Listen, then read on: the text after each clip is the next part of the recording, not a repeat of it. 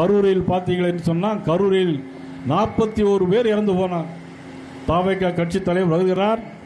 தாவேகா கட்சி தலைவர் வருது பிரச்சாரம் பண்ணும்போது அவர் மைக் எடுத்து 10% கமிஷன், 10 ரூபா கமிஷன் ஒரு டான்ஸ் ஆடுறார்.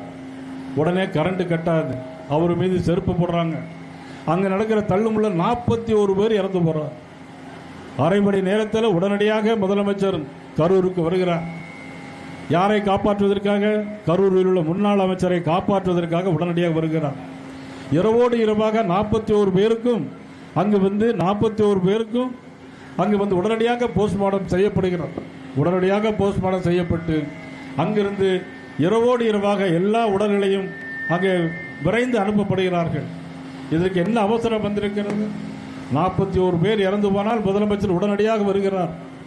ஆனால் 65 பேர் இறந்து போன கள்ளக்குறிச்சியில் கள்ளச்சாராய சாவுக்கு முதலமைச்சர் வரவே இல்லை. கேட்டால் அவர்கள் கள்ளச்சாராயம் குடித்து இறந்தார்கள் என்று சொல்கிறார்கள். அந்த அளவுக்கு ஒரு மோசமான ஒரு ஆட்சி. ஆனால் ரோடு ஆக்சிடென்ட் நடந்தால் இறந்து போனால் 2 லட்சம் 3 லட்சம். ஆனால் சாராயம் குடிச்சிட்டு சேர்த்தாதான் இந்த ஊரில் 10 லட்ச ரூபா தரக்கூடிய முதலமைச்சர் நம்ம தமிழ்நாட்டில் மட்டும்தான் இருக்கார் என்பதை நீங்கள் உண்மையிலே தெரிஞ்சுக்கணும்.